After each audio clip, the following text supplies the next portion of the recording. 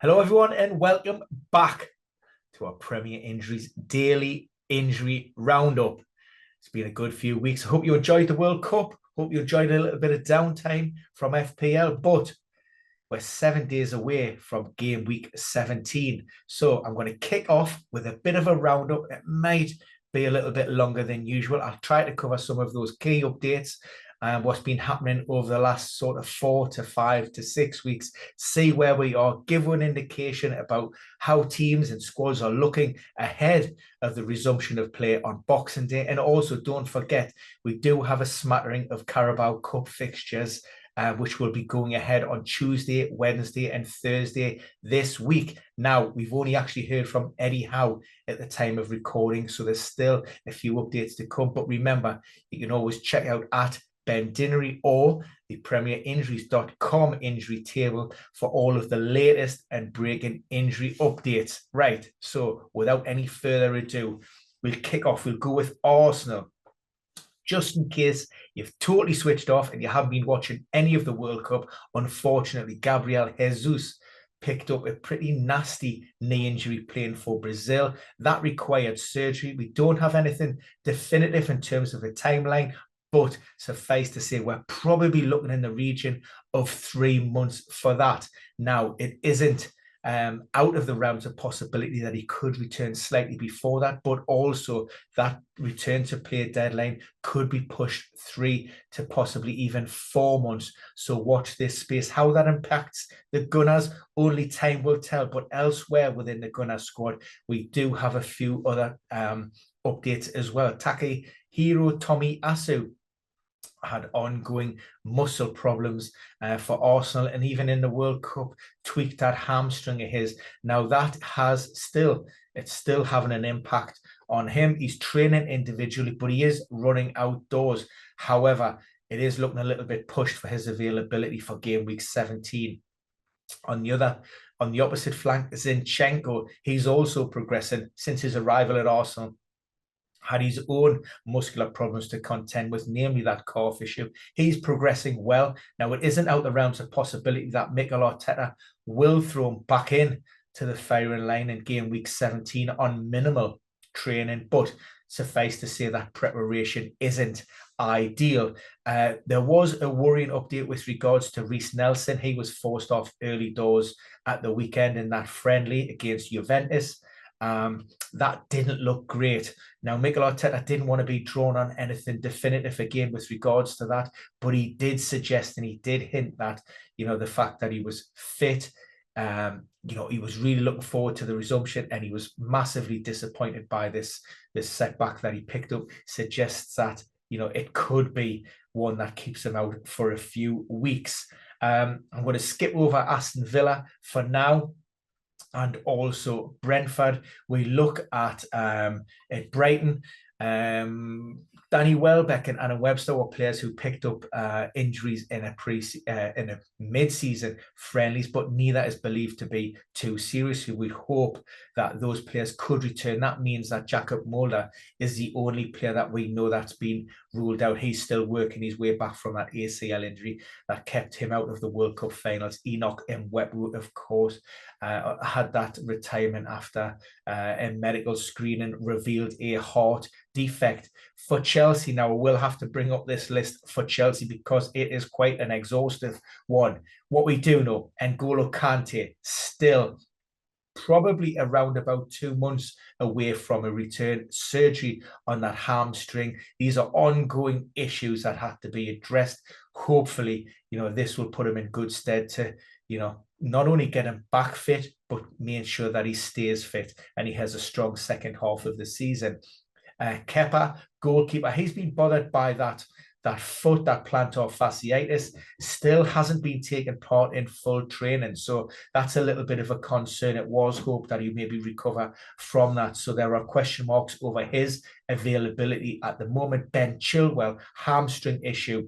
He's still working in his way back, but he's still not fully integrated with the team. That potentially could happen towards the latter part of this week, but for now, he's still a little short. And also, Ruben Loftus-Cheek, that calf issue as well with him. He has been working away from the main group in the gym. On a more positive note, potentially there's Wesley Fofana, Reece James, and Carney Chukwuemeka. I hope I've got that right. Apologies if I haven't. They should all be very close. But of course, given the fact that they have missed quite a bit of time, there's a lack of sharpness and fitness within that. And again, unfortunate news if you missed it with regards to Armando Broja, who was hoping to have a strong second half of the campaign. Unfortunately, he picked up an injury in that mid-season friendly game. He's ruptured his ACL, and that's going to end his year and season, unfortunately, with that. For Everton, we're yet to see Dominic Calvert-Lewin training with the squad down at Finch Farm.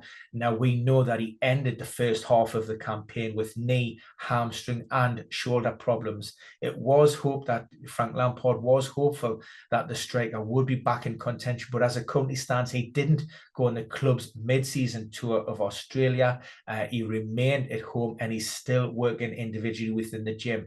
Again, we need to be seeing him back with the group at some point this week to force his way into contention for game week 17. Better news with regards to Yerry Mina and also Tom Davies. They were forced back from that club's tour after picking up knee and hamstring problems. They're both training normally with no massive or evident problems there. For Leeds, again, I'll need to check this one out because we have a lot going on. Patrick Bamford had groin surgery, the latest in a long line of injuries. So thankfully, it doesn't look to be too serious.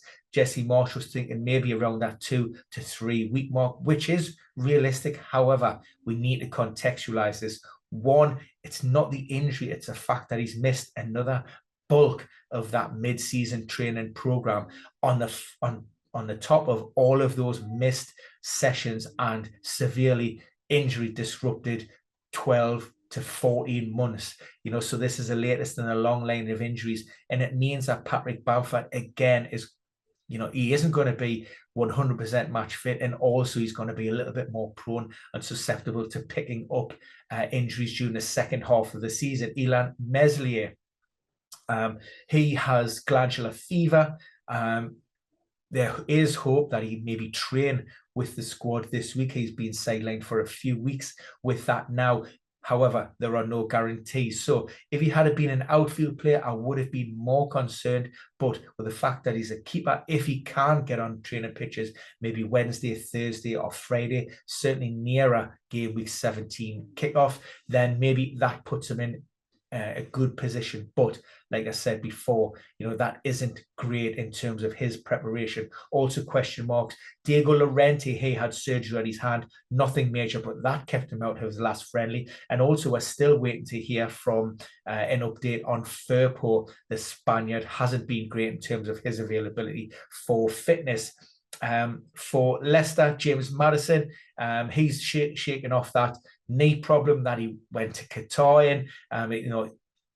He was training normally, so hopefully he's going to be in a position to come back in and help the Foxes, but not on Boxing Day against the Geordies. For Liverpool, again, if you have missed this one, Luis Diaz, he went out on the club's warm weather training pitch to Dubai. Unfortunately, he suffered a major setback. He's had surgery on that knee, and again, we're probably looking at least 2 to maybe 3 months for the striker to return. Diego Jota, we know he also went out to Dubai to do some warm weather training, but his was on an individualized program. He wasn't with the group, and he's still probably around 2 months away. That calf injury kept him out of the World Cup. That is fairly a significant setback. Manchester City, nothing listed at this moment in time. Erling Haaland, fine. He went into the break with that slight injury that was being managed by Pep Guardiola. We did see Kevin De Bruyne and Ilkay Gundogan back in a mid-season friendly at the weekend. I think it was a 2-0 win over Genoa, if I've got that right. But City play Liverpool in the Carabao Cup on Thursday. We don't quite know what type of squad Pep will have available for him at the moment. We still know that there will be 1 or 2 players. I think Alvarez is one of those, following his involvement for Argentina. For Manchester United, 2 concerns initially. Diego Dalot, he pulled up with a hamstring problem. He wasn't due back at the club until last Friday, but He returned early to get that hamstring checked out. I think he was back at the club down at Carrington on the Wednesday. So again, that was something that's been worked on.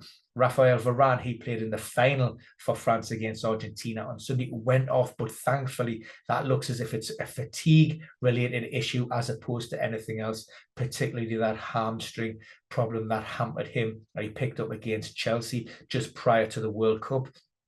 For Newcastle, and I did mention that we have heard from Eddie Howe already, so there are several question marks over who may play in that Carabao Cup on Tuesday night. They had a game at the weekend against Rayo Vallecano. The squad did not include the likes of Joe Linton, Miguel Almiron, I think Dan Burn, and also Callum Wilson.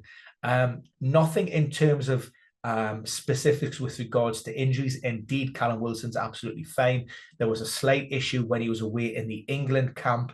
That was a groin-related problem. It wasn't a strain. It was just a little bit of discomfort. He only missed a couple of sessions, so that's nothing. He's back, fresh and fighting fit. Joe Linton picked up a hamstring issue in a mid-season friendly, but he has trained with the squad. When asked, Eddie Howe, very coy, you will see on the team sheet more or less who's back. But again, the indication is that even if they do miss out against Bournemouth or are not risked, then they should be okay for the trip to Leicester. Alan Saint-Maxim, he did pick up a slight knock in that 2-1 win. He will be assessed today on his availability. Alexander Isak, unfortunately, and I don't like to categorically rule players out, but I would be very, very, very surprised if he was to play any part in those festive fixture periods for Newcastle, and indeed those early games heading into 2023. He's still working with the medical department. He isn't progressing as hope. Suggests that it's probably been a little bit of a setback or reaction within that injury, because that initial timeline did indicate a return for in and around those festive fixture periods. So that's disappointing on that front. Elsewhere, we still have Matt Ritchie and Paul Dummett out. For Nottingham Forest, Chike Kouyaté, he's undergone surgery on his hamstring. That's probably going to keep him out for at least 10 weeks, potentially around about 3 months. So that's a big disappointment for Steve Cooper's side, who are obviously pushing for survival. For Southampton, we're due to hear from Southampton soon ahead of their Carabao Cup tie against Lincoln City. So if there's anything major to report on that, we will do. We're fingers crossed that Kyle Walker-Peters is a player who we hope will be pushing to be included. Tino Livramento is a player that we'll be looking to potentially reintegrate early 2023 following that ACL rupture. For Tottenham, again, a number of updates. Bentancur picked up an adductor problem playing for Uruguay in the World Cup. Initial timeline on that was around about 3 weeks. That gives his involvement over Christmas a 50-50 shout.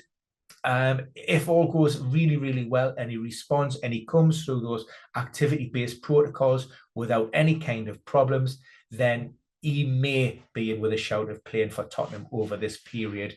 If not, we're looking at early 2023. Ben Davies picked up an abdominal issue playing for Wales. He has been spotted back on the training pitches along with the likes of Emerson. So that's a good sign. However, the caveat is always a return to train isn't necessarily a return to play. And we have to be very careful that, these snapshots released by the club, that's all it is. It doesn't tell you the full session. It doesn't tell you how long those players took part in, but it is a good indication that they're certainly on the right path.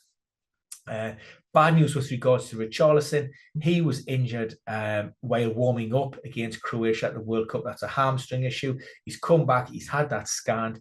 It's not great. We're probably looking at around about a month for that. So maybe mid to late January before the Brazilian is back in first team contention. And finally, before we go, West Ham United, Maxwell Cornet hasn't featured in any of those mid-season friendlies. He suffered a little bit of a reaction in terms of his recovery from this ongoing calf issue.